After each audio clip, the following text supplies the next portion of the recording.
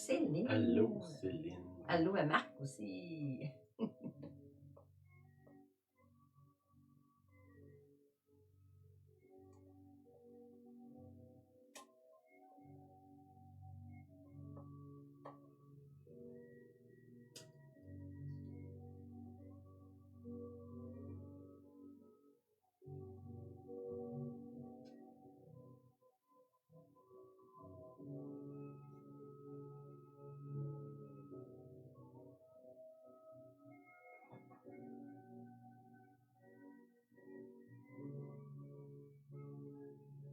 Bonsoir.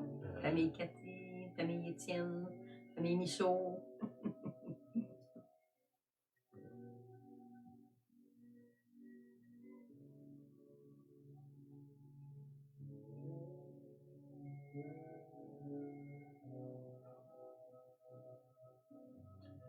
Guylaine, Allô, bonsoir. Guylaine. Heureux de vous retrouver. Nous aussi, on est heureux de te voir. On était absent la semaine passée. Oui. OK, bonsoir pour ceux qui sont là. Bonjour pour les autres, plus tard. Plus tard. T'avais-tu quelque chose? J'ai une annonce. Ceux qui nous suivent, comment bâtir une maison spirituelle. On se sera en ondes dès demain. On est rendu à la leçon 13, baptême en un seul corps. Alors, pour ceux qui sont intéressés, on fait la suite, on continue. Si vous avez l'intention de vous demander, on pourra vous faire, on pourra vous brancher finalement. C'est sur demande seulement. OK, merci. Demain. Oui, ça c'est construire sa maison spirituelle. C'est une autre page Facebook que Julien enseigne dessus. Si ça vous intéresse, juste nous écrire, je vais vous connecter. Allô, la Beauce, Québec. Bonjour les amis. Salut Denis, Nathalie, salut. OK, on a la réunion de silence le 18. Samedi 18. Samedi, c'est cette semaine? Oui. 18 novembre. Ici, là, chez nous, à Sainte-Clotilde de Beauce. Ce qu'on vous invite. Ça commence à 1h. La réunion de silence commence à 1h. Arrivez plus tôt pour pas déranger. Si vous voulez amener un repas, ben après ça, on s'assied ensemble pour un temps de partage. C'est qu'on vous invite. OK. La semaine passée, on était dans l'État de New York, à Owego, dans le sud, là, près de la Pennsylvanie. On a eu du bon temps, là. C'est des amis, on fait ça, ça fait depuis 30 ans qu'on va là. On a vieilli. Et il y en a qui ont des cheveux blancs, il y en a qui en ont plus. Il y en a qui sont plus là. Ça faisait du bien de voir nos amis là-bas. OK, je vais parler aujourd'hui de Matthieu 11, 29. Ça dit, prenez, bon, il y a différentes versions, là. Si vous avez la Bible Louis II, ça dit, prenez mon joug sur vous et recevez mes instructions parce que je suis doux et humble de cœur. Et vous trouverez le repos pour vos âmes, car mon joug est aisé et mon fardeau léger. OK, moi j'ai pris une autre version, ça dit, chargez-vous de mon joug et apprenez de moi. C'est ça qui me parlait, là. Apprenez de moi. Là. C'est là-dessus que je veux parler aujourd'hui. Là. Parce que je suis doux et humble de cœur. Okay? Bon, une des premières choses qu'on doit apprendre de lui, c'est qu'il est doux et humble de cœur. Quand il dit recevez mes instructions dans une autre version, dans le fond, c'est ce qui est en train de nous dire, ben, regarde bien ce que je fais et essaye de m'imiter. Le modèle biblique d'enseignement, c'est Acte 1.1. Dans Acte 1.1, c'est Luc qui écrit, qui dit voici ce que Jésus a commencé à faire et à enseigner. Okay? À faire et à enseigner. Bon, pour moi, ce que ça me dit, c'est, premièrement, il faut le faire, là, pour savoir si ça fonctionne. Est-ce que c'est vrai, ce que ça dit dans l'Évangile? Est-ce que la religion chrétienne, c'est vrai? C'est bon à savoir. Là, avant qu'on prêche ça aux autres, c'est bon que nous, on le sache. Voici ce que Jésus a commencé à faire et à enseigner. Il a mis en pratique des choses. Dans le fond, il les a montrées en pratique, puis après ça, il nous a expliqué comment ça fonctionne. Ça, c'est le modèle biblique, là. Faire et enseigner. OK? Apprenez de moi, parce que je suis doux et humble. Bon. Une des caractéristiques de ceux qui se joignent à l'enseignement de Jésus, qui apprennent de lui, c'est la douceur puis l'humilité. Bon, dernièrement, on le disait beaucoup, là, dans une autre version ici, au lieu d'humilité, c'est humiliation. Ça semble plus tough, là, mais je t'aurais lire un livre, puis c'est quelqu'un qui écrit à du monde, puis ça a été fait dans les années 1600, là, quand même, c'est pas récent, mais il écrit des lettres à différentes personnes, puis dans une des lettres, il dit ce que tu as besoin présentement, ce n'est pas plus de révélation, mais plus d'humiliation. Je lisais ça, puis je me disais, ouais, c'est difficilement trop vrai. Après ça, il continue en disant, et vous trouverez le repos pour vos âmes. Puis, dans une époque comme on est là, puis probablement même à toutes les époques, là, n'est-ce pas ce qu'on recherche finalement par toutes sortes de choses, de toutes sortes de façons? La quête, peut-être la quête première de notre vie, c'est de trouver le repos pour nos âmes, trouver quelqu'un sur qui on peut se reposer, avoir des finances, avoir un bon travail, être reconnu dans la vie, avoir des enfants, les voir grandir, tout ça, que ça se fasse dans le repos. Dans le repos de notre âme, qu'on cesse d'être agité, hein? Qu'on n'ait pas l'âme agitée. Puis là, il explique, il dit, ben, apprenez de moi. Est-ce qu'on peut apprendre de lui que oui, il y a une place où est-ce que notre âme est en repos, puis qu'il se passe quelque chose, ou qu'il se passe rien, que ça y aille bien, que ça y aille mal, qu'on soit dans l'abondance, dans le 17, dans la santé, dans la maladie, que notre âme est en repos. Ça, c'est une chose extraordinaire qu'on peut apprendre de lui. Puis, bon, on pourrait dire que d'une certaine façon, ça passe par la douceur et l'humilité. Bon, l'humilité de reconnaître que, on va le voir là, dans un verset qui suit, là, l'humilité, c'est un des fondements du christianisme. Okay? De reconnaître notre vrai état d'humain qui a désespérément besoin d'un sauveur. Pas juste sauveur quand je vais mourir, je vais au ciel, là, mais sauveur au quotidien, sauvé de moi-même. Là. Premièrement, je pourrais dire le pire ennemi de mon âme, de mon agitation, c'est moi-même. Souvent, je cherche la culpabilité dans les autres, là, mais le premier artisan de mon agitation, c'est moi-même. Les autres, souvent, ils vont m'aider, là, mais le premier, c'est moi. Puis ça prend l'humilité de reconnaître parce que notre tendance, c'est de chercher un coupable ailleurs. Hein, le diable, le Seigneur, ma femme, les amis, l'Église, le pasteur, mon patron, le gouvernement. On cherche partout, puis on essaie de trouver qu'est-ce qui fait que je ne suis pas heureux. C'est sûrement pas moi la cause. Dites-toi. C'est sûrement moi, hein? Dans mes moments d'arrogance, souvent c'est ça que je pense. Puis le Seigneur me ramène à l'humilité en disant, ben, peut-être que c'est toi, là, parlant de moi-même. Imaginez-vous si on arrête d'accuser les autres, combien ça va être plus facile au niveau relationnel? C'est d'aimer. Ben, plus facile d'aimer. Oui. Oui. Hein? Juste là, il y a déjà ça. Puis après ça, ben, il parle de douceur. Bon, c'est sûr que quelqu'un qui est doux, on est porté à aller vers lui, vers elle. Quelqu'un qui est agressif, qui est arrogant, qui fait du tapage,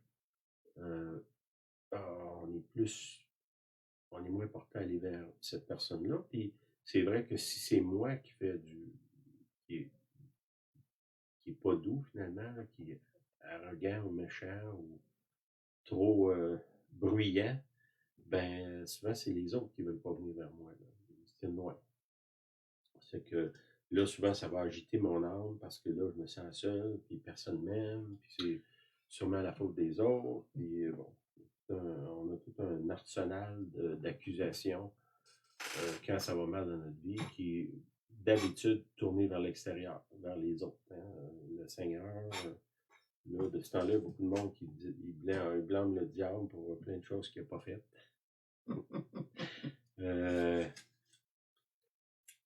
Oui, c'est ça. Il blâme Dieu aussi pour ce qu'il n'a pas fait, parce qu'il n'a pas obéi à ma volonté. Là, je suis fâché contre Dieu. Puis après ça, ben, je me tourne contre Julienne, contre les voisins, contre les gens de l'Église, puis tout ça, là. Oui, tu as raison de dire c'est un enfermement. C'est un enfermement. OK, là, le Seigneur dit, apprenez de moi, mais Seigneur, c'est quoi tu veux que j'apprenne? Qu'est-ce que tu veux que j'apprenne? Qu'est-ce que tu as à m'enseigner?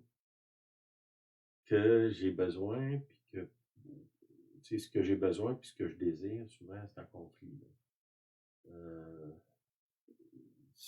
Une parole que j'avais déjà eue, c'est disait, si tu veux pas ce que tu as besoin, tu vas avoir ce que tu mérites.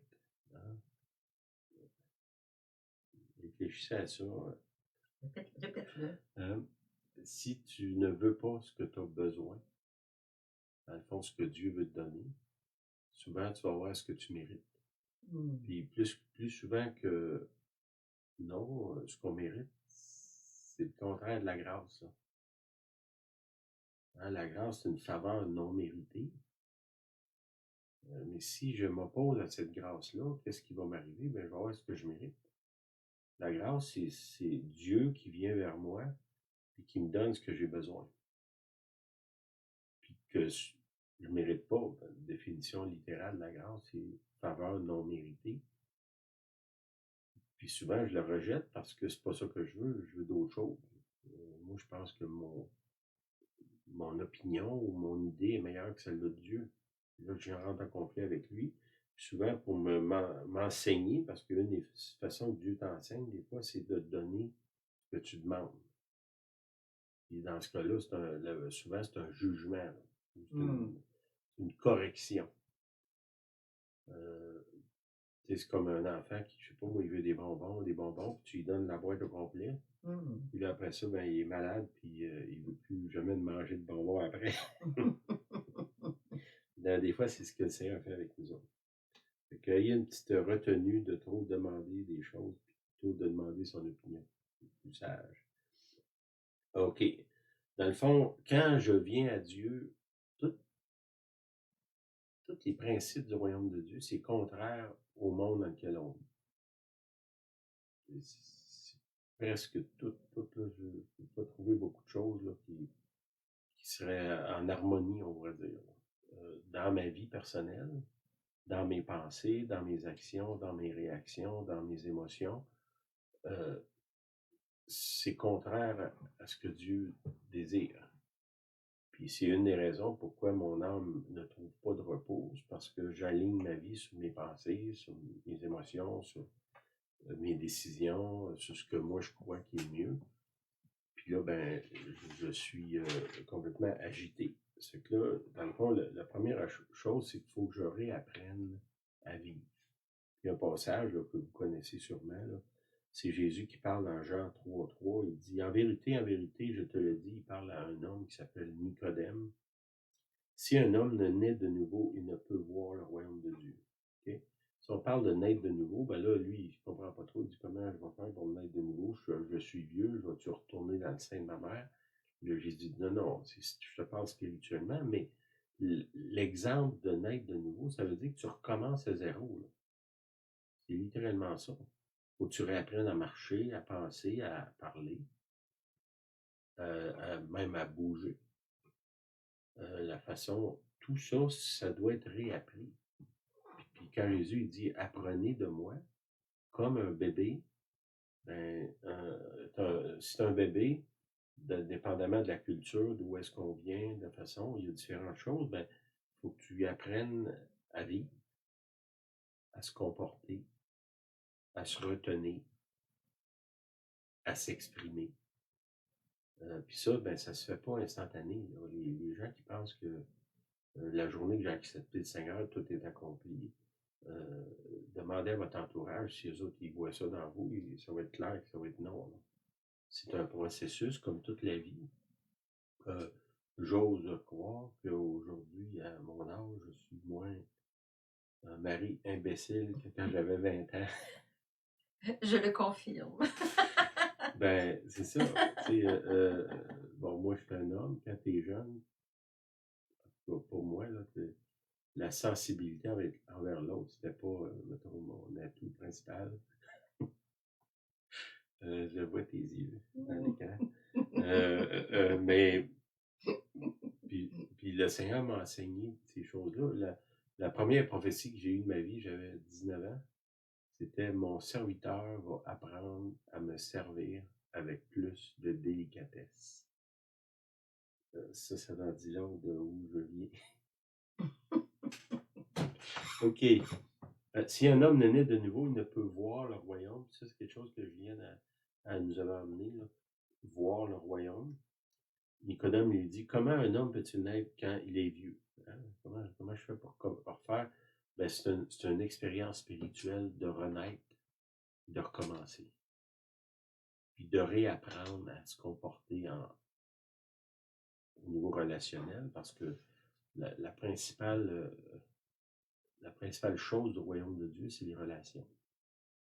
Les relations avec Dieu, relations avec le monde, relations avec nous-mêmes, avec les gens autour. Tout ça, c'est relationnel. C'est quand on est de nouveau, l'affaire principale qui se passe dans notre vie, c'est qu'il devra avoir un changement dans la façon dont on approche les autres. Puis aussi de la façon dont on les laisse approcher. Ça doit être la marque, là, de dire, ben lui, il est né de nouveau. Tu sais, on dit, il est né de nouveau, born again. Des fois, on a mis ça à toutes les sauces. Un des signes que tu es né de nouveau, c'est que tu recommences une nouvelle façon de te comporter.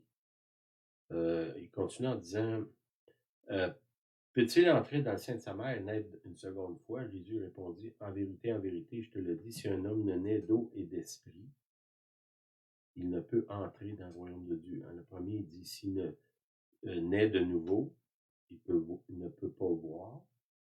Puis là, il dit, s'il ne naît d'eau et d'esprit, il ne peut entrer. Il y a deux choses, voir et entrer. Là, c'est important. Beaucoup de gens, ils voient le royaume de Dieu, mais en ne suivant pas les enseignements de Jésus, les gens qui apprennent pas, ça parle dans la parole que les gens que tu enseignes, puis finalement, ils apprennent jamais. Là. Ben, ces gens-là, ils voient le royaume, mais ils ne rentrent pas dedans. Parce que, tu sais, c'est comme une naissance, tu es expulsé. Quand tu nais, tu es expulsé du corps de ta mère. Ben, dans la nouvelle naissance, tu es projeté dans le royaume de Dieu. Je ne sais pas si vous voyez l'image, là. Puis ça, ben, il faut entrer. Ne vous contentez pas de voir. Tu sais, je peux pas, moi, me satisfaire d'avoir lu des livres chrétiens, d'avoir entendu des témoignages, d'avoir été dans des conférences, d'avoir connaître des gens qui sont entrés dans le royaume de Dieu. Ça peut pas, c'est pas suffisant, là. Ça peut me motiver, mais je dois pas vivre dans l'illusion que le fait que je connais quelqu'un qui est entré dans le royaume de Dieu, ça fait que moi, je suis un citoyen du royaume de Dieu. Hein? Si je connais quelqu'un, je sais pas moi, en Suisse, ça ne veut pas dire que je suis un citoyen suisse. Là. Ça n'a rien à voir. Ça peut peut-être me motiver à aller vivre là, mais il faut qu'à un moment donné, je parte d'ici, puis il faut que j'aille là-bas. Là. C'est ça, la nouvelle naissance. Tu pars d'un lieu, tu vas dans un autre. Tu pars du sein de ta mère, tu rentres dans le monde. Dans ce cas-là, c'est le royaume de Dieu. Là. OK. Ce qui est né de l'esprit est esprit, ce qui est né de la chair est chair. Ne t'étonne point que je t'ai dit, il faut que vous naissiez de nouveau. Bon, là, il parle d'une naissance comparée à quand je suis né, en fait, je suis né dans la chair. Là, il dit, tu vas naître spirituellement. Mais cette spiritualité-là, elle se vit dans ma chair. Tu sais, je ne peux pas être tellement spirituel qu'il n'y a eu aucun changement dans ma vie. Ce n'est pas une philosophie que si je pense de la bonne façon, c'est suffisant. quand j'entre dans le royaume de Dieu, ce royaume-là va pénétrer dans moi, puis il va créer un changement physique là, dans mes actions, dans mon parler, dans tout ce que je vais faire. Ça doit être visible. Puis ça doit dépasser le langage. Je suis chrétien, je suis né de nouveau. Oui, mais sont où les fruits de ça? Est-ce que je peux voir quelque chose? Comme je vous dis, c'est une progression. Quelqu'un qui arrive au Seigneur, ben, je ne peux pas m'attendre qu'il a la maturité de quelqu'un qui a 30 ans. L'autre chose, le fait que j'ai passé 30 ans assis dans une église, ça ne veut pas dire que je suis mature. Je suis juste vieux.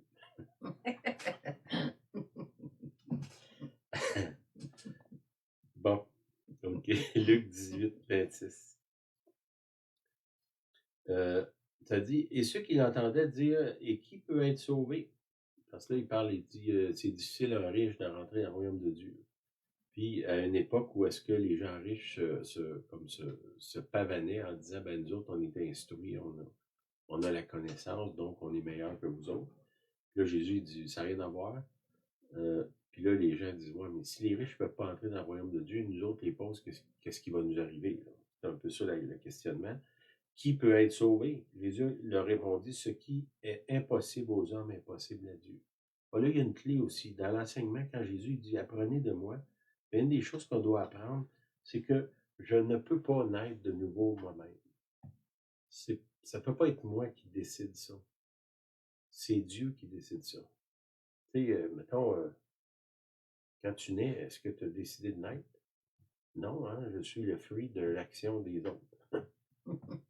Mes parents, dans mon cas, là. Fait que je peux pas dire, ben moi telle année, telle date, là, j'ai décidé que je n'étais pas naître, là. Puis, ça a commencé là ma vie. Ma première décision, c'est ça que ça a été. C'est pas moi qui ai décidé ça. Naître de nouveau, ça ressemble pas à ça. C'est un acte de Dieu. Dieu vous invite à entrer dans le royaume. Est-ce que c'est moi qui... Est-ce qu'il y a quelqu'un de parmi nous qui peut forcer et aller au ciel? Non. C'est Dieu qui nous invite. C'est l'œuvre d'un autre. Comme ma naissance, c'est l'œuvre de mes parents, c'est pas mon œuvre. Bon, à partir de là, il y a d'autres choses qui se passent, mais là, il dit c'est impossible aux hommes, mais c'est possible à Dieu. Quand Dieu vient vers vous, puis que vous sentez sa présence, vous sentez l'invitation, ben, n'hésitez pas, parce qu'il n'y a rien qui dit que ça va revenir. Quand Dieu t'invite, il passe, un peu comme Jésus. Jésus passe le long du rivage, puis il regarde l'apôtre Pierre, puis il dit, viens, suis-moi. Ben, si Pierre avait dit non, on n'aurait pas entendu parler de Pierre. Peut-être que Jésus ferait repasser une deuxième fois, peut-être. Mais je n'oserais pas prendre le risque. Quand Jésus se présente à vous, ne manquez pas ça. Là. Parce que c'est pas vous qui rentre dans le royaume, c'est lui qui fait vous faire entrer. C'est son action à lui. Là. Puis quand il passe, il vous invite, ben, sautez sur l'occasion. Tu n'auras jamais une meilleure offre que ça dans toute ta vie. Là. C'est possible à Dieu. Bon, Seigneur, me voici. Moi, comment il dit, un des prophètes, envoie-moi. Qui enverrai-je? Puis il y a quelqu'un qui répond, envoie-moi. Il a entendu l'invitation, puis il a répondu. Dieu vous invite, allez-y. Allez-y. Puis il va vous inviter à différentes reprises dans votre vie, à faire différentes choses, à avoir différentes expériences, à le connaître de différentes façons, différentes facettes, de le voir de différentes façons, de différentes facettes, d'être utilisé de différentes façons. Mais c'est toujours une invitation. Puis quand ça vient, soyez attentifs et répondez. C'est lui, j'ai pris l'image du potier en arrière de moi, on voit la main, je mets cette image-là, c'est comme la main de Dieu. Selon l'Ancien Testament, Dieu c'est le potier, puis là, nous, on est l'argile. Tu sais, l'argile, elle ne peut pas dire au potier, ben là, tu vas t'expliquer ce que tu vas faire. Là. Non, l'argile, c'est un. Puis l'homme, c'est quoi l'homme? C'est dans la version, le mot Adam, ça veut dire le terreux. celui qui vient de la terre. Adam le terreux. Puis, c'est quoi l'argile? C'est de la terre. Ben, Dieu il prend la terre, qui est moi, puis c'est lui qui la forme, qui fait ce qu'il veut avec. Bon, puis moi, ben, je dirais que l'apprentissage, tu sais, quand il dit apprenez de moi, ben, peut-être une des choses que je peux apprendre en premier, c'est d'arrêter de critiquer, puis de m'opposer à ce que lui est en train de faire. Soyez un argile, un terreux soumis au grand potier. Il y a une autre place, ça parle, qui est le feu du fondeur. Là, à ce moment-là, c'est de l'acier. Il va faire, ou de l'or, ou de l'argent, ou du plomb. Il va faire fondre, puis il va faire un objet avec, il va y donner une nouvelle forme. Il va fondre l'or, puis de là, il va faire d'autres choses avec. C'est ce qu'il veut faire. Puis aussi, Jésus, c'est le fils du charpentier. Il construit des choses. Il a sûrement appris ça dans son enfance. C'est qu'est-ce qui est là? C'est quelqu'un qui prend une matière brute et qui va faire quelque chose avec. Fini. C'est ça l'œuvre de Dieu. Si je me soumets, au lieu d'être un tas de vase, ben je vais être un vase. OK. Des choses qui nous enseignent. J'ai sorti des points, il y en a plein, mais dans le fond, je trouve ça étrange qu'on doit revenir au fondement, mais on doit le faire. Fondement de la Bible, fondement des Écritures. Des choses que Jésus nous enseigne. OK, Marc 9, 35. Alors il s'assit, appela les 12, c'est Jésus qui parle à ses disciples. Si quelqu'un veut être le premier, il sera le dernier de tous et le serviteur de tous. Il n'avait pas dit ça. Ça parle de l'humilité. Je suis doux et humble de cœur. Jésus, qui est le grand Dieu de l'univers, il vient sur la terre et il se présente comme un serviteur. Puis là, il me dit, apprenez de moi. Hein? C'est imite-moi. Essaye pas d'être le plus grand, là. Puis si tu l'es, ben tu dois encore servir plus. Mets-toi en bas, à l'étage des serviteurs. Cherche pas la place d'honneur. Cherche pas ça. Puis évite-la même. C'est ce que Jésus a fait. Qu'est-ce qu'il a envie? Quand ils ont voulu faire Jésus roi, qu'est-ce qu'il a fait? Il a sauté sur l'occasion. Non, il s'est sauvé. Même dans son cas, il a disparu devant la foule. Il a passé au travers de la foule, puis là, il ne voyait pas. Hein? Ça parle d'humilité, ça. Que, tu sais, puis, c'est sûr que Jésus était roi avant. Il n'y avait pas besoin des hommes pour le nommer roi, mais il y avait une occasion là d'être élevé. Qu'est-ce qu'il a fait? Il disparaît. Ben, là, il dit, apprenez de moi. Combien de fois, nous, on est là, puis on veut donc être en avant, on veut donc avoir la place d'honneur, on veut donc être vu de tout le monde, on veut donc faire des miracles. Puis souvent, on veut faire des miracles pour nous-mêmes, pas pour guérir la personne, mais pour avoir je dirais la gloire c'est moi qui l'a guéri ou que j'ai imposé les mains, sans se soucier nécessairement de la personne qui est là, qui souffre. Si on voit Jésus, il est contraire de ça. Ça nous parle. Dans Romains 12, 2, il dit, bénissez ceux qui vous persécutent, bénissez et ne maudissez pas. Hein, nous autres, les gens qui sont méchants avec nous autres, on souhaite donc qu'il y ait de la misère. Mais Jésus, il dit, non, tu vas lui souhaiter le mieux. Oh, hein? Ça, c'est vraiment pas dans ma culture. Mais non, c'est pas dans ta culture, c'est dans la culture du royaume de Dieu. Il faut que tu naisses de nouveau dans une nouvelle culture. Ce que tu faisais avant, tu ne peux plus le faire, faut que tu fasses ça aujourd'hui. Ouais, mais c'est difficile, Seigneur. Je le sais, c'est pour ça que je t'ai dit que c'était impossible aux hommes. C'est au travers de moi que tu vas le faire. Vous comprenez? Il faut que tu naisses de nouveau. La naissance, ça vient de lui. Après ça, il nous dit, ben, tu ne peux pas m'obéir. C'est impossible pour toi. c'est moi qui vais le faire à ta place. Tu dois, tu as une partie à faire, tu dois te soumettre, tu dois collaborer, tu dois rechercher, tu dois demander, tu dois pleurer. Puis c'est lui qui va le faire au travers de toi, par son esprit, hein? Ni par la force, ni la puissance, mais par mon esprit, dit le Seigneur. C'est une parole dans l'Ancien Testament. Jean 13, 35. À ceci, tous connaîtront que vous êtes mes disciples si vous avez de l'amour les uns pour les autres. Celle-là, c'est une top. Hein? Si vous allez à l'église depuis un bout, là, on n'a pas eu 100% dans cet examen-là, c'est sûr. Mais c'est une demande simple. En même temps, on pourrait dire c'est simple, mais c'est, comment dire, c'est ça, c'est pas facile. C'est pas facile. C'est simple, mais c'est pas facile. Aimez-vous les uns les autres. Y a-t-il quelque chose que tu comprends pas dans ça? Hein? Tu peux pas dire. Un défi. Comment c'est écrit en grec, en hébreu, en latin? Non, ça dit tout. Faut que tu aies de l'amour les uns pour les autres. Il n'y a pas trois interprétations. Puis c'est-tu vraiment ça qu'il voulait dire? Oui, c'est ça qu'il voulait dire. Et là, OK, c'est ça qu'il voulait dire, mais comment qu'on fait pour arriver là? Comment que je fais, moi, pour survivre dans un groupe, dans une église, à aimer les autres sans condition, puis me laisser aimer aussi? Hein? Ça prend un miracle.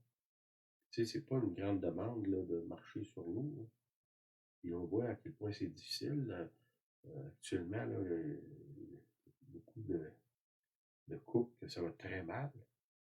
Ben, c'est une parole qui, on pourrait dire, simple. Puis comment difficile à mettre en pratique. Là, ça n'est une parole au secours, Seigneur. Je vois clairement que je ne l'ai pas, ça. Je te le demande. Et je reconnais l'humilité. Je reconnais, Seigneur, que sans toi, je ne peux pas arriver à mettre ça en pratique. Je ne peux pas. Ayez cette humilité-là de reconnaître ça. Ça, Seigneur, j'ai besoin de toi pour arriver à mettre ça sur ce passage-là. Jésus continue dans Jean 5,30.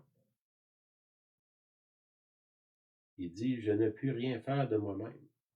C'est quand même Jésus qui dit ça, là. C'est pas moi, là. Selon ce que j'entends, je juge et mon jugement est juste parce que je ne cherche pas ma volonté, mais la volonté de celui qui m'a envoyé. Là, il y a une clé, là.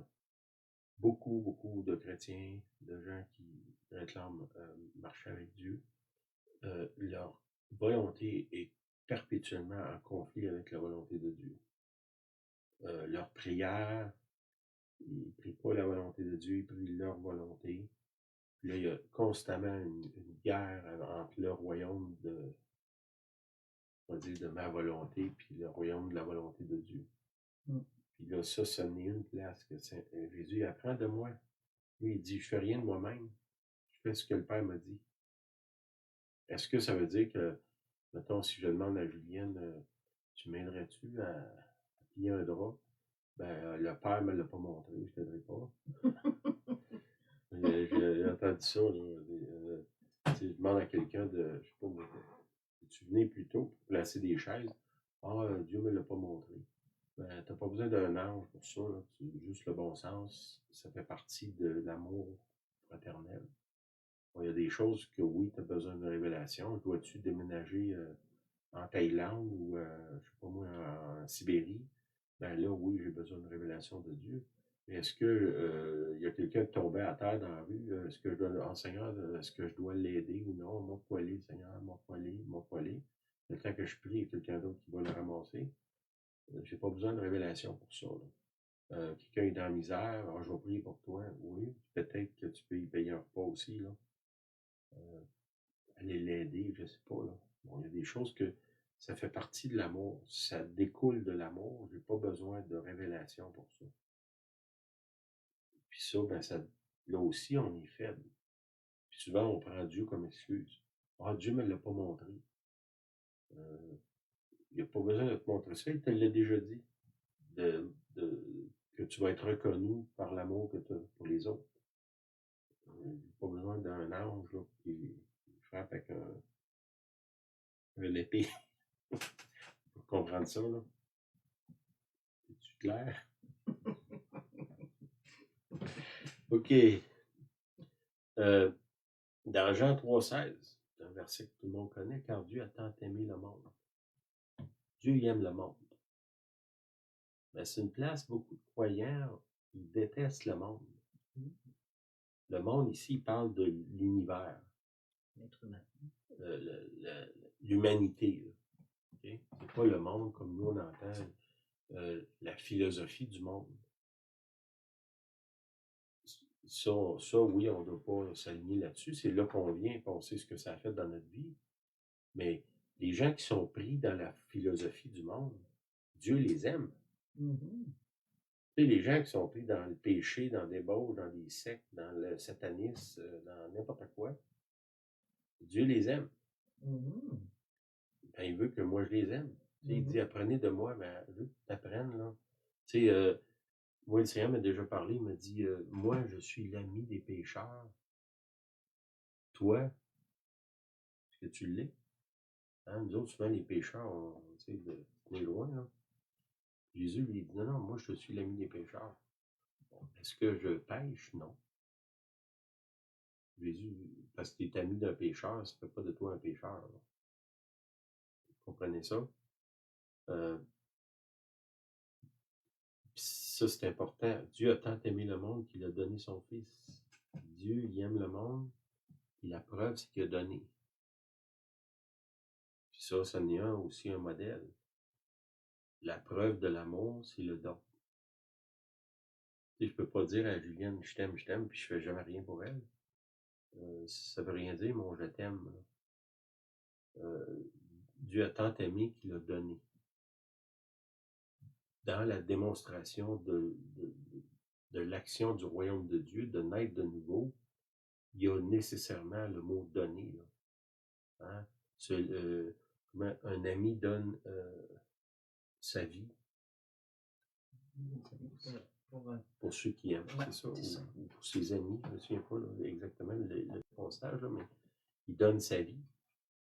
Il donne sa vie, bon là, on peut dire qu'il est prêt à mourir pour eux autres, mais en même temps, es-tu prêt à vivre? Si je rentre dans une relation à 20 ans, si je meurs à 22, ça n'a pas été trop un gros défi. Si je meurs à 90 ans, là, ça a été tout un défi. Là. Le défi de l'amour. De durer dans l'amour, de durer dans l'engagement, de durer dans le donner avec les années. Les années continuent à le faire. OK.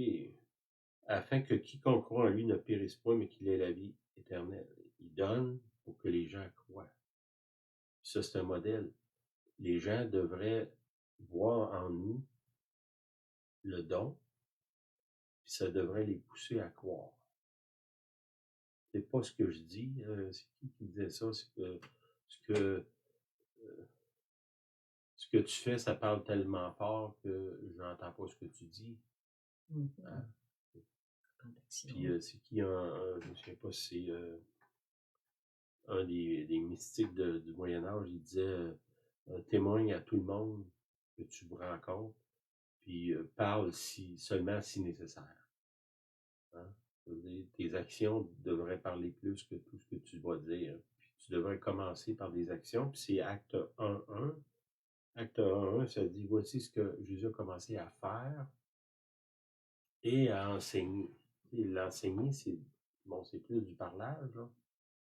Mais l'action, ça parle plus que le parler. Puis ça, c'est le modèle que Jésus nous laisse. OK,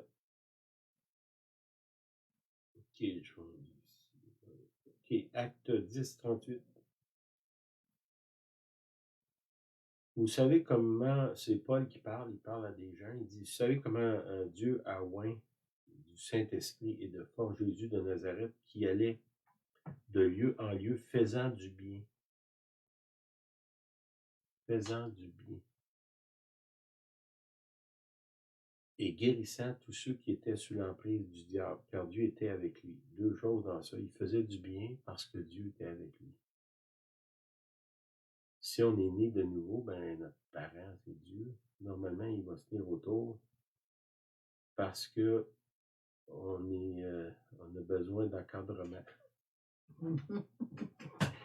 Dans certains cas, serré. Parce que, c'est ça, on ne peut pas être laissé à nous-mêmes.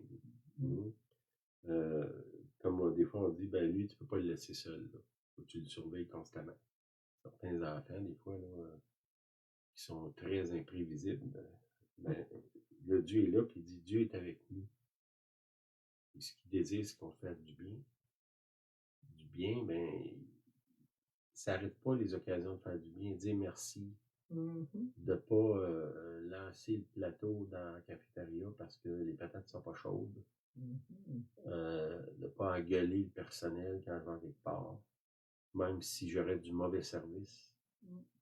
Je ne sais pas ce que la personne a vécu cette journée-là. Là. Je ne dois pas être reconnu comme le chialeux du village là, ou de la ville. Ça, c'est fondamental dans la vie chrétienne. On ne peut pas prétendre être chrétien puis être la personne que tout le monde déteste. Là. Puis, tu sais, si le monde te déteste, c'est peut-être pas parce que tu es persécuté de la foi. Là. C'est peut-être à cause de ton comportement. Ben là, il faut reviser. Seigneur, qu'est-ce qui se passe? J'ai besoin d'aide. Humiliez-vous devant lui. Seigneur, j'ai besoin d'aide. Là. Mon comportement, il ne fit pas avec ce que toi tu demandes. Je suis pas, nous autres, on dit souvent, tu n'es pas un témoignage, là, mais des fois, c'est un peu abstrait, ça. Là. Est-ce que quand les gens me regardent, est-ce qu'ils voient transparaître Jésus-Christ en arrière?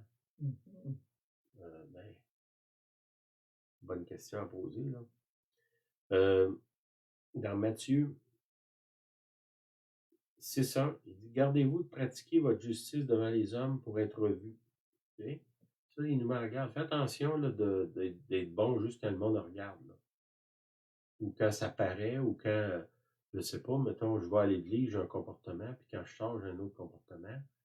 Ben, quand je suis à l'église, puis quand je suis en dehors de l'église, je suis quand même dans le royaume de Dieu. Tout le monde dans le ciel, là, des millions de témoins, ils me voient. Là. Peut-être que le monde à l'église ne me voit pas quand je suis au travail, mais Dieu le voit, le Saint-Esprit me voit, Jésus me voit, puis les anges me voient, plus dans l'Apocalypse, il parle des témoins qui sont dans le ciel, qui regardent en bas. Tout ce monde-là, là, il me voit. Là. Fait que faites attention de faire ça, d'avoir une duplicité.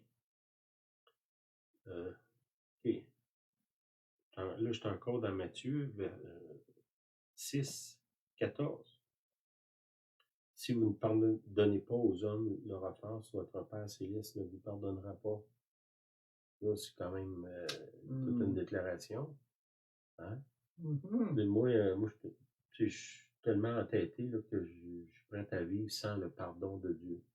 Une bonne chance. Une bonne chance. Tu signes pour un contrat de misère si tu fais ça. Là. Quoi que ce soit que l'autre personne peut t'avoir fait, si tu ne pardonnes pas, le ciel est fermé. Là. C'est pas une bonne idée. Là. Il dit au verset 20, amassez-vous des trésors dans le ciel. Et comment je fais ça pour amasser? Y a-t-il un guichet à quelque part que. Bon. Comment tu ramasses des choses dans le ciel? Il dit si tu donnes un verre d'eau à quelqu'un qui a soif, tu le donnes au Seigneur. C'est Dieu qui est en dette avec toi. Ça, c'est l'économie du royaume de Dieu. Si je donne quelque chose à quelqu'un qui ne peut pas me le remettre et que je ne demande pas qu'il me le remette et que je ne le fais pas pour être vu devant les hommes, il y a des conditions. Si tu fais quelque chose pour être vu, ben, tu as ta récompense, tu es vu. Ça veut dire, si, je sais pas, moi, je donne 100$, puis là, je le lève devant, tout le monde le voit, ben, ma récompense, je suis vu. Si je le donne en secret, Dieu dit, ben c'est moi qui va te récompenser. Je veux dire, en le faisant devant les hommes, j'annule tous les autres effets que d'être vu. C'est vrai, je donne l'exemple de 100 $, mais une action, mettons, je vais faire du bénévole pour être vu, ben, si tu l'as, ta récompense, t'es vu. Si tu le fais cacher, ben là, tu dis, c'est comme si Dieu dit, ben là, tu as de l'argent dans ton compte. Quand tu auras besoin, on va faire des retraits. C'est quoi l'argent qu'il y a dans mon compte? Ben, j'utilise le mot argent. J'ai en réserve des actions de bonté, de bonheur, des bénédictions qui sont là, que moi, en donnant aux autres, en ne m'attendant pas de recevoir, ben, qu'est-ce qui arrive? C'est que là, c'est en vente. Puis, la banque du ciel, il y a de l'intérêt comme tu ne peux pas imaginer. Là. Ça se multiplie à l'infini. Même une petite action de bonté va rapporter une tonne de bénédictions. Faites attention d'être attentif à ça, de vous amasser des trésors dans le ciel, c'est-à-dire où la rouille et la teigne ne dévorent pas. Hein. Quand c'est dans le ciel, ça peut pas être, ça se gaspille pas. Là, le monde investit à la bourse, là, il y en a plein là, qui ont perdu plein d'argent depuis 2 ans. Là. Ben, si j'investis dans le ciel, c'est impossible que ça se perde. Fait que ce qui vient dans le ciel, c'est les actions qu'on pose envers des gens qui n'ont pas souvent les moyens de nous leur donner, ou qu'on le fait en caché, en ne voulant pas être vu, parce qu'on a compris ce principe-là spirituel. Ça peut être des actions, des lettres que vous écrivez, anonymes, pas des insultes, là, mais des bénédictions. Envoyer ça à quelqu'un anonyme, puis la personne est touchée, est sauvée, tout ça, ben là, toi, tu accumules des bienfaits. Tu envoies de l'argent de façon cachée, tu vas mener un épicerie devant quelqu'un, tu donnes des bottes à quelqu'un sur la rue, des souliers, tout ça, ça s'accumule dans le ciel. Puis ça va être remis dans l'économie du royaume de Dieu qui est infinie. Là. Ça, c'est une affaire. Amassez-vous des trésors dans le ciel. Donnez, soyez généreux, soyez extravagants dans vos dons. C'est sûr que tu ne peux pas arriver puis vider la banque du ciel. Inquiète-toi pas de ça. Eux autres ne sont pas sur le bord de la faillite. Là. Mais ça va aller selon ce que nous autres on dépose. Tu sais, si j'ai jamais ouvert de compte dans la banque du ciel parce que je ne suis pas né de nouveau, ben, j'ai pas de compte. Là. Si je vais là, ils vont dire, ben, monsieur, vous avez pas de compte ici, là. On ne sait pas qui vous êtes, là. Ben, là, peux-tu nous ouvrir un compte? Ben, oui, pas de problème. Et le bienvenu parce qu'on t'aime. Entre dans le royaume, entre dans l'économie du royaume, dans les enseignements de Jésus. Apprends à marcher comme Jésus, à faire ce qu'il dit. Puis là, tu t'accumules un trésor dans le ciel. Ce trésor-là, oui, quand je vais mourir, j'ai hâte de voir ce que Dieu a en réserve pour moi, mais aujourd'hui, sur la terre, on a, je dirais, nous autres, la majorité de notre témoignage, c'est la provision surnaturelle de Dieu. Fait que je peux vous garantir que ce principe-là, il fonctionne.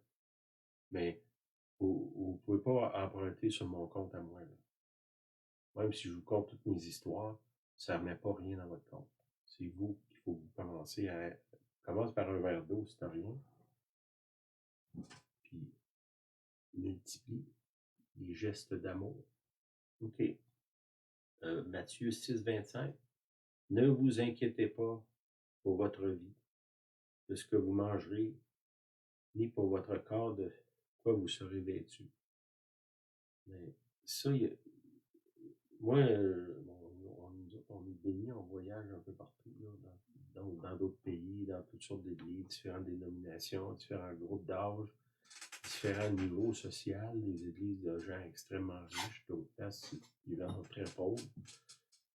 Puis, j'ai envie de dire que l'activité principale des chrétiens, c'est de s'inquiéter. Ça, il y a quelque chose qui ne marche pas dans ça. Là. Si vous vous inquiétez, il faut que vous allez devant le Seigneur et vous dire, OK, Seigneur, qu'est-ce qui se passe? Une des façons qu'on a combattu, nous autres, l'inquiétude, une époque de notre vie, là, c'était très difficile au niveau financier. Ben, pas difficile, c'était serré, mettons. Puis, ben, on s'inquiétait, là. Puis, qu'est-ce qui s'est passé? C'est qu'à un moment donné, on a compris ce principe-là. Puis, on arrivait avec la solution que quand on s'inquiète, pour combattre l'inquiétude, on donnait plus. Là, vous allez dire, ben, ça ne tient pas debout ton affaire. Ben, les règles du royaume, c'est une folie pour les gens du monde. Si je pense comme le monde, c'est pas en donnant plus que je vais m'enrichir. Je comprends bien ça, là. Mais si je pense comme le royaume de Dieu, c'est l'inverse. Plus que je donne, plus que je reçois. Puis ça, il faut que vous le mettez en pratique, là. Moi, comme là aussi, mes dons ne vous feront pas prospérer. Moi, je vous donne l'argent directement à vous, mais là, c'est qu'un don, là. Ça, c'est pas de la prospérité, ça. C'est que ça, c'est une affaire qu'on a combattu l'inquiétude comme ça, en poussant plus loin les dons quand ça allait mal, quand c'était difficile financièrement. Des fois, c'était vraiment un pas de foi, là. On donnait l'argent qui était nécessaire. Puis, tu te souviens-tu d'une seule fois où ce que Dieu n'a pas répondu à ça? Dieu a pourvu maintes et maintes fois, oui. Puis ça, ben, c'est vous qui devez le faire, là. Expérimentez ça, là. Faites pour vous-même. Puis en vous disant ça, je ne suis pas en train de vous demander de l'argent, là. Je vous parle pour vous-même. Puis trouvez-vous quelqu'un qui a besoin, même quelqu'un qui n'a pas besoin. Puis soyez généreux de votre temps, votre énergie, votre argent, vos paroles. Les merci, ça naît de la richesse céleste. Dire merci. Merci. Soyez là, c'est ça. OK. Ne vous inquiétez point, ne jugez point afin que vous ne soyez pas jugés. Hein? Ça manque pas. On pourrait dire que le monde actuellement il a atteint un niveau d'imbécilité que j'ai jamais vu dans ma vie, là. Fait que les occasions de juger, ça manque pas. Les gens nous donnent des munitions aller-retour sur ça. Puis le Seigneur lui dit, ben, je veux pas que tu juges. Oh, wow. Là, j'ai besoin d'un miracle, Seigneur. Parce que ce que je vois autour de moi, là, ça n'a pas de bon sens. Ben, Seigneur, j'ai besoin de ta grâce pour ça. Parce que là, je peux pas. Ouais, j'ai besoin d'un miracle dans ce domaine-là. Puis l'autre chose, j'avais entendu Rick Joyner, c'est un prédicateur américain, là, qui disait que par rapport au jugement, comment je dirais, les gens qui tombent autour de nous autres, ben lui, il disait qu'il faut que tu sèmes la grâce. Tu sais, quand tu juges quelqu'un, c'est parce qu'il a fait de quoi de travers. Là. Il était méchant, il était criminel ou je sais pas quoi. Puis souvent, je veux dire, on pourrait dire qu'on aurait raison de les juger, mais le Seigneur ne dit pas le faire. Puis là, comment qu'on inverse ça, c'est que tu dois semer le plus de grâce possible. La grâce, c'est quoi? C'est une faveur que tu ne mérites pas. Quelqu'un fait quelque chose de terrible. Le Seigneur dit, ben, je veux que tu lui donnes ma grâce. Il ne la mérite pas, je le sais, mais par essence, la grâce, tu ne la mérites pas jamais. Donne-y la grâce, dans le sens de prier pour lui, de l'aimer, de l'accompagner. Parce que, dans le cas de Rick Joyner, il dit, on s'en va dans une saison dans notre vie où on va avoir besoin de récolter toutes les petites graines de grâce qu'on a semées à gauche et à droite. C'est que c'est le temps de semer la grâce sur les autres, autant que c'est possible d'arrêter de juger. Puis si vous n'êtes pas capable de crier au secours au Seigneur, parce que je veux pas, puis le Seigneur il dit, ben ok, tu juges les autres, je vais te mesurer à la mesure que tu mesures les autres. Hein? Puis souvent, je veux dire, comment je dirais, c'est plus facile pour moi d'être sévère avec les autres qu'avec moi-même. Le Seigneur dit, si tu es trop sévère avec les autres, ben, tu es en train de dire que c'est comme ça que tu veux que je te traite toi. Puis en faisant ça, tu te prives de la grâce. Parce que tu déclares que tu la mérites pas, la grâce. Pourquoi tu déclares ça? Parce que tu dis que les autres la méritent pas. Puis moi, je te dis, tu vas je vais te traiter comme tu traites les autres. En jugeant les autres, on les prive de la grâce. Puis en faisant ça, on se prive de la grâce. Pas si ça ce que je dis là. Puis ça m'avait accroché cette parole-là pour dire oui, c'est vrai, Seigneur, que je suis tellement fragile émotionnellement, spirituellement, que je peux pas être arrogant à penser que moi, je peux pas tomber. Là, il y a du monde qui tombe autour de moi, ben je veux pas les rachever parce que je vais appeler ça sur moi si je tombe. Fait que semons la grâce sur les autres, autant que c'est possible, parce que à un moment donné ou l'autre, on va en avoir besoin. OK. Matthieu 7,12. Tout ce que vous voulez que les hommes fassent pour vous, faites-le de même pour eux. Ça, ben, ça prend une réflexion, de dire, tu sais, ben, mettons, je dirais, ben, me semble que j'ai pas d'amis. OK. Et toi, est-ce que tu vas vers les autres? Ou t'attends que les gens viennent cogner à ta porte? Hein? Personne m'aime. Mais toi, est-ce que tu aimes les autres? Ah, j'ai besoin, là, puis j'ai pas d'aide. Est-ce que toi, tu vas aider les autres? Puis si je commence à me tourner vers les autres, j'ai remarqué que c'est comme si mes besoins disparaissent. En tout cas, d'être centré sur mes besoins, ça disparaît. Puis, je trouve une plus grande satisfaction d'aller vers les autres, puis de les aimer, de les aider, que d'attendre que les autres viennent vers moi. Je sais pas si c'est ce que je veux dire, là. Fait que si vous êtes de ceux qui aimeraient que les autres fassent quelque chose pour eux, ben, inversez ça, puis allez vers les autres faire quelque chose. OK? Dans Matthieu 7, 24, ça dit, puis je vais terminer avec ça, ça dit, c'est pourquoi quiconque entend ces paroles que je dis et les met en pratique sera semblable à un homme prudent qui a bâti sa maison sur le roc. Là, je reviens à mon premier verset qui dit qu'on va trouver du repos pour nos âmes si on apprend de lui. Là, j'ai survolé de plus que ce que j'ai emmené là aujourd'hui sur ce que Jésus demande là, ou qu'il nous enseigne, mais j'ai couvert pas mal de choses. Là. Si ma maison est sur le roc, quand je me couche, mon esprit va être en paix. Hein, il dit, si tu mets en pratique ce que j'ai fait, c'est comme un homme qui bâtit sa maison sur le roc. Je vous encourage à bâtir votre vie sur les principes simples. Bon, c'est simple, comme je l'ai dit, c'est simple, mais c'est pas facile. Les choses simples que Jésus nous demande. Jésus nous dit clairement que sans lui, on ne peut pas arriver à mettre ces choses-là en pratique.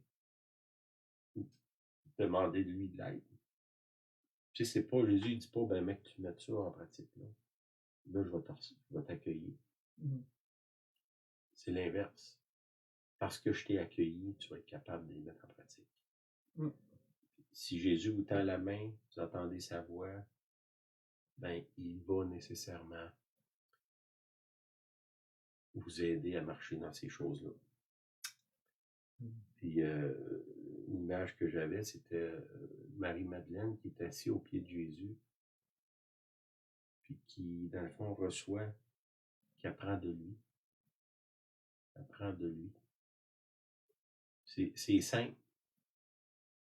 Toutes ces choses-là, c'est simple, c'est le fondamental de la vie chrétienne, mais en même temps, c'est une invitation extraordinaire de Dieu pour dire ça te tente-tu, je t'invite dans mon royaume. Puis je vais te donner les ressources pour vivre en accord avec les règles de ce royaume-là. Je te donne mon Saint-Esprit. Lui va te guider, il va te conduire, il va t'enseigner. Faut que tu lui demandes, faut que tu sois à l'écoute, faut que tu sois humble, arrête d'être arrogant. Tu sais, les gens que Jésus a opposés le plus, c'est les gens religieux. Mm. Hein, Jésus avait moins de misère avec les prostituées qu'avec les prêtres. Bon, quand je dis prêtre, là, ne mettez pas dans votre tête l'Église catholique. Là. Dans la Bible, ça dit que nous, tous les croyants, on est un royaume de prêtres et de sacrificateurs. On fait partie de ceux qui sont en danger de donner de la misère à Jésus. Là. Mhm. Pourquoi? Parce que ces gens-là, il y avait une arrogance spirituelle de penser qu'ils étaient supérieurs aux autres, puis qu'ils l'avaient donc l'affaire. Quand on les regarde traiter les gens autour d'eux, hein, c'est qui se garoche pour lapider Marie-Madeleine? C'est pas le monde ordinaire, là, c'est les prêtres. C'est qui l'apôtre Paul qui lapide Étienne? C'est un prêtre. C'est un croyant zélé. Que nous, on est. Soyez pas arrogants dans votre foi. Hein? C'est-à-dire que le plus grand parmi vous soit le serviteur de tous, qui soit le plus humble de tous. Si vous êtes bon dans la foi, ben c'est un cadeau de Dieu. Ça ne vient pas de vous. Faites-vous pas d'illusion, là. Jésus il dit, aux hommes, c'est impossible. Fait que si ça vous arrive, ça ne vient pas de vous, là. Tu sais, moi, je suis tellement spirituel, c'est sûr que non. C'est un don de Dieu. Tout ce que vous avez, ça vient de Dieu. La vie, le mouvement et l'être, ça vient de Dieu, c'est écrit dans la Bible. Toutes bonnes choses viennent de lui. Quelques bonnes choses qu'il pourrait avoir dans votre vie, ça vient de lui. Soyez reconnaissants, puis soyez humbles. De ne pas être arrogant avec ce que vous avez reçu. Parce que c'est un don. Pourquoi? Parce que Dieu vous aime. Hein? Je ne suis pas bon, c'est lui qui est bon. OK. Seigneur, je te prie, Seigneur, que tu nous aides. Seigneur, on a besoin d'aide. Oui, on veut apprendre de toi, mais Seigneur, ce que tu nous enseignes, c'est le contraire de ce qu'il y a dans notre cœur, dans notre esprit, dans notre âme. Seigneur, je te demande de nous aider à se soumettre à ce que tu demandes, les choses simples et qui sont contraires à ce qu'on veut, à notre esprit, à notre logique même. Aide-nous à entrer dans le royaume. Seigneur, on ne veut pas être juste des gens qui ont vu le royaume, mais des gens qui marchent dedans, qui sont participants de ce que tu veux faire. Seigneur, on a besoin d'un miracle pour ça. Seigneur, pour moi, j'ai la ferme conviction que ça ne peut pas venir de nous. On ne peut pas naître de nouveau de nous-mêmes. Seigneur, je te prie pour moi, pour mes amis, les gens que je connais, ceux que je ne connais pas, les gens qui vont écouter ces passages-là, que tu puisses, Seigneur, leur donner cette expérience-là de naître de nouveau. Puis qu'ils soient attentifs et réceptifs à l'invitation. Saint-Esprit, je te demande de toucher les cœurs, de te révéler, de parler, de nous rendre capables de vivre ces choses-là. Qu'on puisse se réjouir, Seigneur, qu'on est les enfants du royaume. Au nom de Jésus, je prie. Amen. Amen. Tu dis quelque chose? Je veux juste ajouter, tout en écoutant le message, la règle d'or, que souvent on va énoncer souvent la règle d'or. Fais aux autres ce que tu aimerais que les autres te fassent. Est-ce que vous êtes prêt à faire aux autres, mais que les autres jamais vont le faire, ils le feront pour vous? C'est vraiment un autre niveau de faire aux autres ce que tu aimerais que les autres te fassent. Règle d'or qui est dans la Bible. Mais êtes-vous prêt à faire aux autres en sachant très bien que ces autres-là ne le feront jamais pour vous? Je vous encourage à passer à l'autre étape. C'est dans l'amour de Dieu, dans ce sens-là. Amen. Amen. Oui, merci. Merci, bonne semaine. Merci bonne semaine à chacun. On vous aime beaucoup. Merci à chacun. On ne vous nommera pas tous, mais on vous a vu. Oui, merci pour les gens du Mexique qui nous suivent aussi. Merci, merci. OK, bye bye. Bye Bonne bye. semaine. Amusez-vous avec Jésus.